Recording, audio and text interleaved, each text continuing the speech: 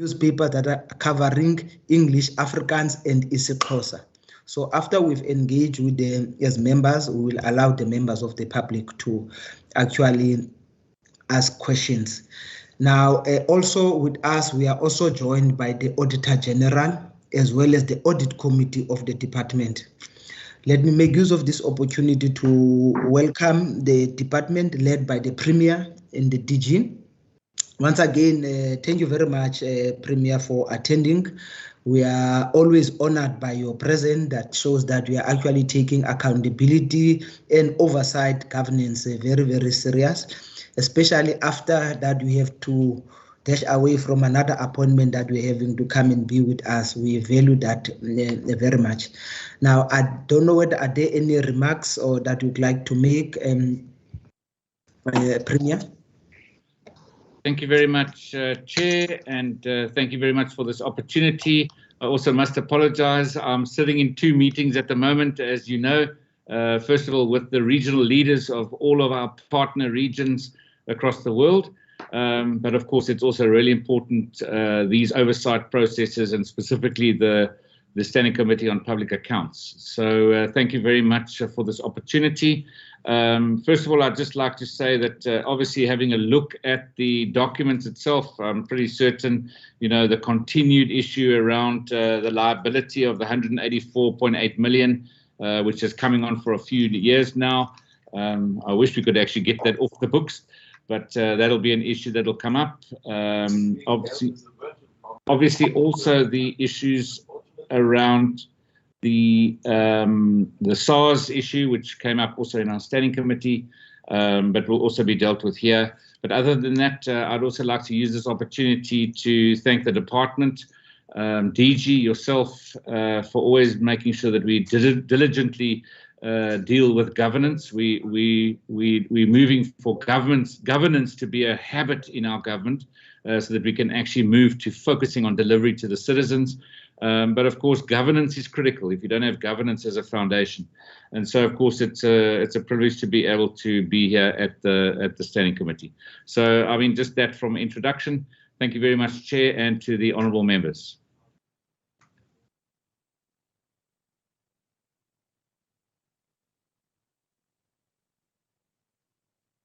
Chair, Mike. Chair, you're on mute. No, sorry, apologies. Thank you very much, Premier, for availing yourself and also for those opening remarks. We do understand that you do have another appointment that you must attend to, and we'll, of course, definitely understand when you actually have to leave. Now, then DG,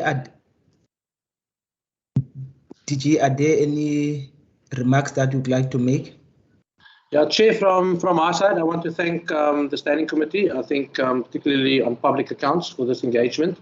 I think Premier touched on the key issues. I mean, my report, in terms of this whole report, is set out on page 15 to page 23, actually page 24. I mean, I think from a performance perspective, we've achieved all our indicators. From a financial perspective, I mean, once again, given the hard work that's been put in by all the program managers of this vote, we've once again attained a clean audit. From an overall governance, financial governance perspective, I mean, I think we've worked extremely hard to deal with the issues that's been raised previously by the audit committee. I think generally also the report from the Auditor General indicates the kind of work that we've done in this space. From a spending perspective, obviously, Chair, we've spent 99.6% of our budget. I mean, that's more or less the closest a person can get. And then our performance targets we've achieved, as I've indicated, all 58 targets we've actually achieved. So overall, Chair, from an accounting officer perspective, I'm fairly comfortable with the way that we're conducting our financial affairs in this department. We're not only looking at the finances, but also the performance. And obviously, everything we do enables, you know, this government to do what they need to do. And as I said this morning in our Standing Committee meeting, we will continue with our role as .P to lead, to enable, and to guide Western Cape government. So our activities are geared towards that. So, Chair, I think with that, we are ready to deal with all the matters that falls within the SCOPA environment. Can I hand back to you? Thanks, Chair. Thank you very much, DG. For purposes of this meeting, honorable members, we are going to be dealing with section C and section E of the report, of the annual report of the department. And section C start from 118 to 100. I am now going to ask and get an indication if there are any questions from honorable members. If they may please indicate so by show of hands, so that we can start engaging with the report.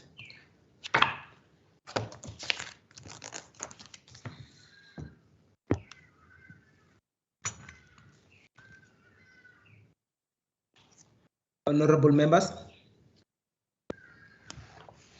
is the report is straightforward? That is now, honorable members, we are dealing with section C.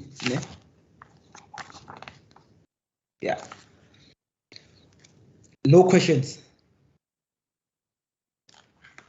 Okay. Now, just then, if there are no questions from honorable members, the DG, I think if you look at the on the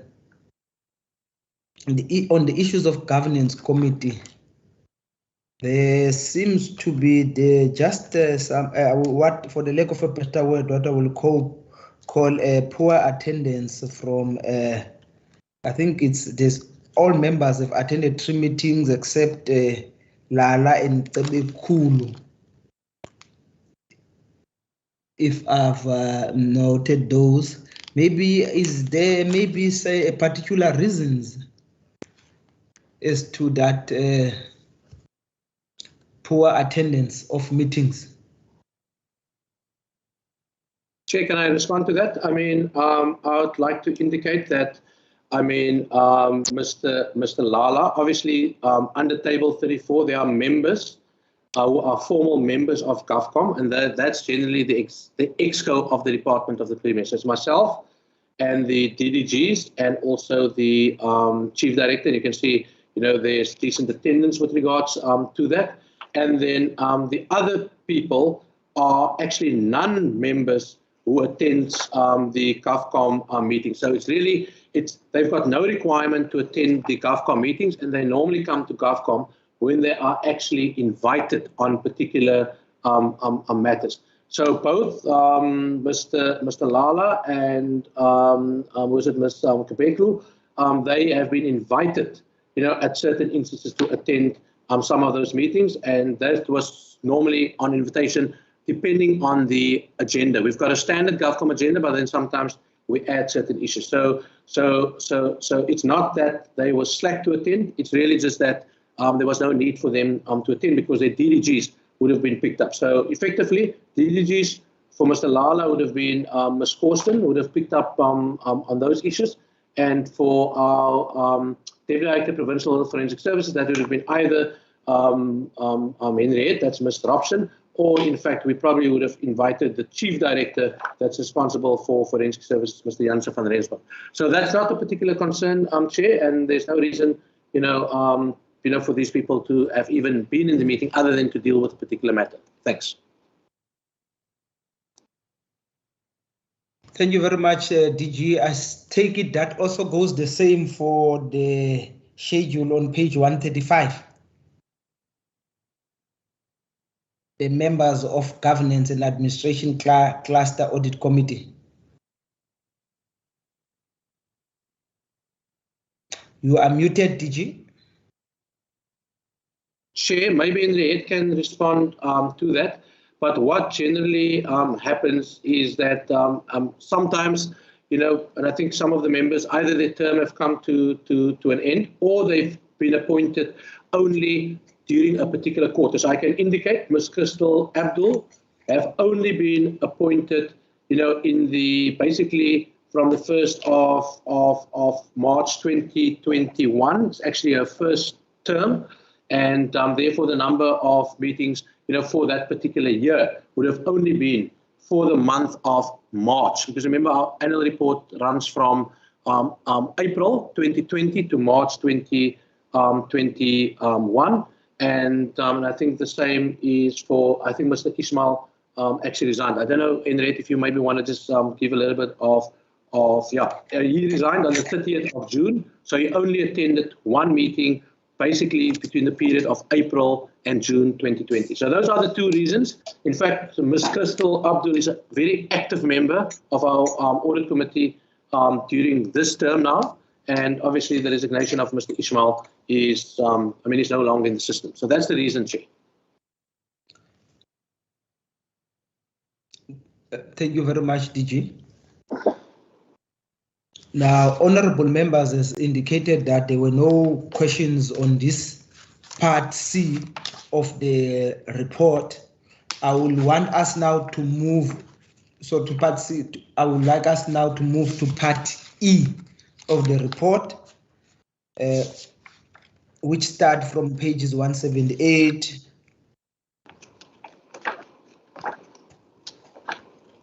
to 273. Can I get an indication of questions there, if there are any questions, honorable members?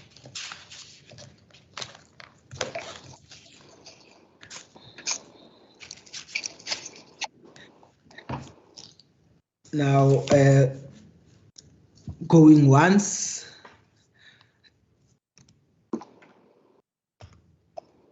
going twice.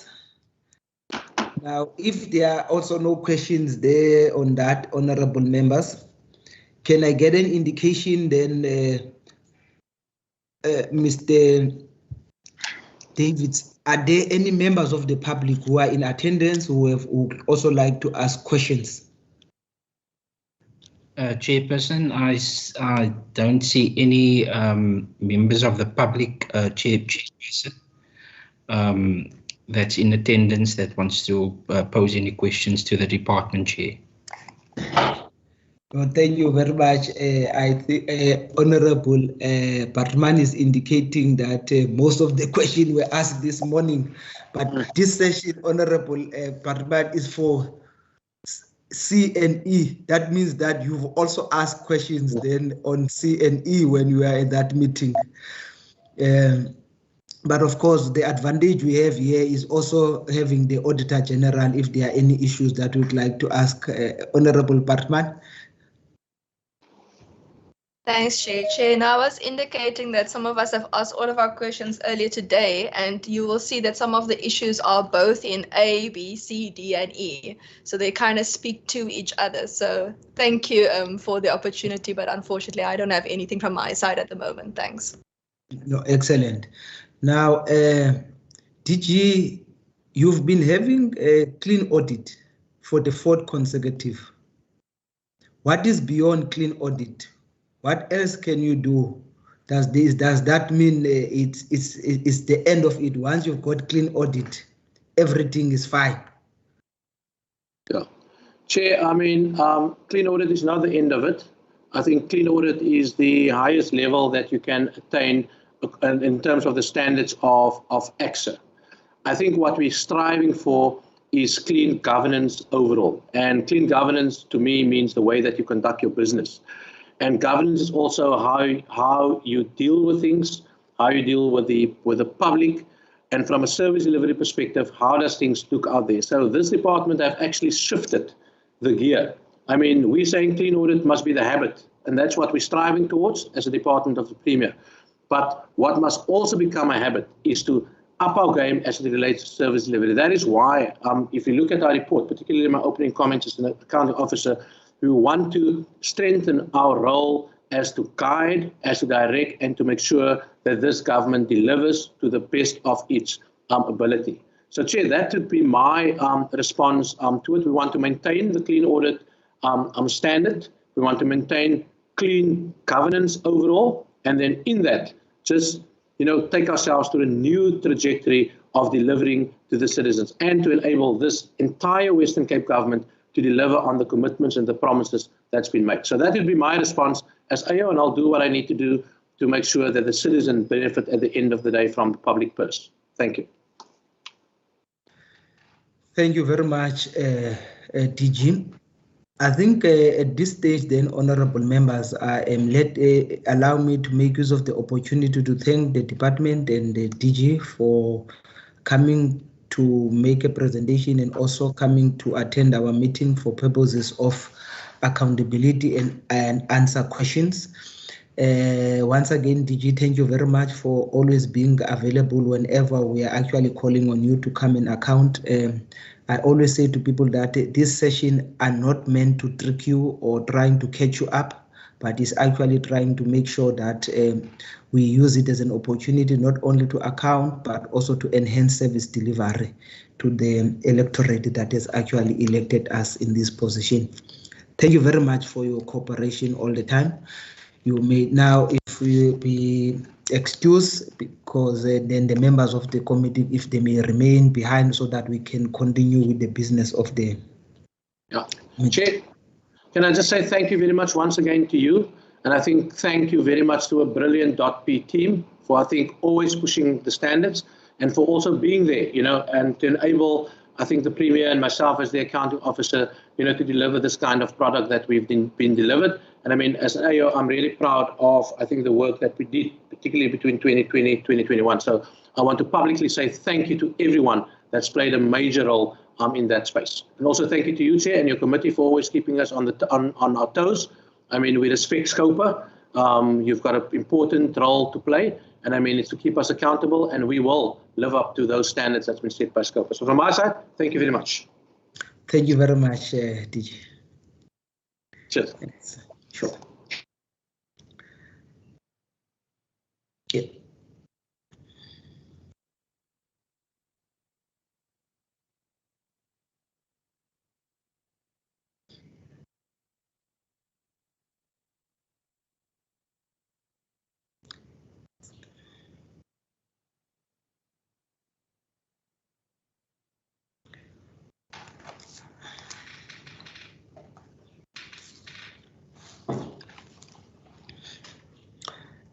Yes, I think there it is, honorable members.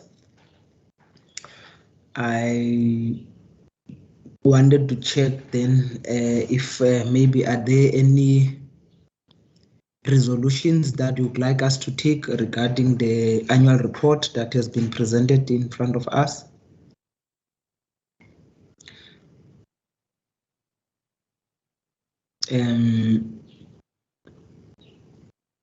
And needless to say that I suppose we seem to have been one of those meetings that will finish on record time, less than an hour for to look into the annual report. I must say what is always encouraging about the Department of the Premier is always very available. It's always very available together with the DG. And I must say there are times whereby when we call some of these departments, you will find that they will always ask for postponement. Even if we allow them postponement, you'll find that at times even the ministers won't be available. But I can't say that about the Premier. He always go out of his way to make sure that he does attend these meetings. Now then, honorable members, if there are no resolution on this, that means that we have come to the end of the meeting. Thank you very much for attending. The meeting is adjourned.